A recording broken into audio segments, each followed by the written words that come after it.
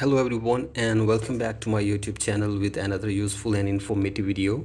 So guys, in this video I'm going to show you how to fix iMessage unavailable, turn on cellular data on, use iPhone to set up iMessage. So guys, if you're facing this problem and you are unable to fix this issue, here I will show you how can you fix it.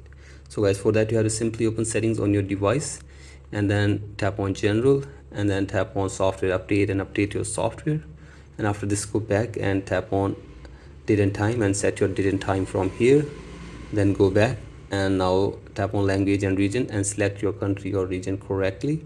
After this, tap on VPN and device management and make sure that there is no connected VPN.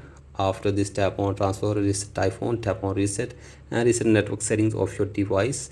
And after this, check if the problem is fixed or not, and if the problem is still there, then track down your control center and check your internet connection and mobile service whether it is working properly or not.